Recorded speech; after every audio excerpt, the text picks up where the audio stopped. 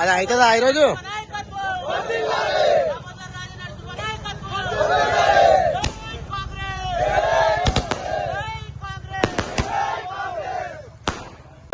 మరి అందుకే వాళ్ళు ఎన్ని ఫేక్ ప్రచారాలు చేసినా మరి బడుగు బరిగిన వర్గాల అభ్యర్థి అయిన నవీన్ యాదవ్ అక్కడ లోకల్ అభ్యర్థి.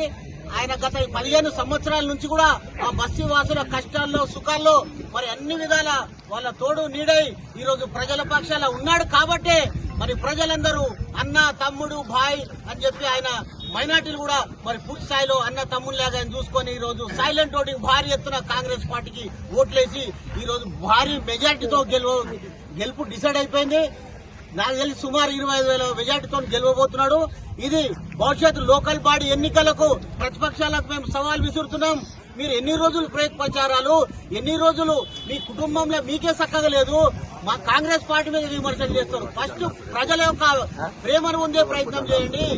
ఒకరి మీద మా మీద పుస్తకాలడమే మీ పనిగా మారింది. టీఆర్ఎస్ నాయకులకు ఏం లేదు.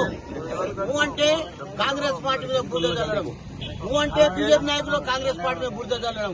మీరు ఎన్ని ప్రచారాలు చేసినా ఎన్ని ఏం చేసినా మరి కాంగ్రెస్ పార్టీ మంత్రులు ముఖ్యమంత్రి రేవంత్ రెడ్డి గారి నాయకత్వంలో ఈ రోజు జూబ్లీ హిల్స్ ఫలితాలే నిదర్శనం అని చెప్తున్నాం.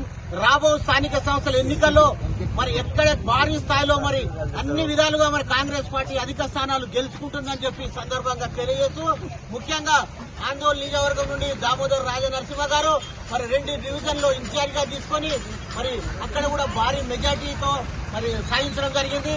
అలాగే మంత్రులు బాధ్యతలు వహించినట్టు మంత్రి వివేక్ గారికి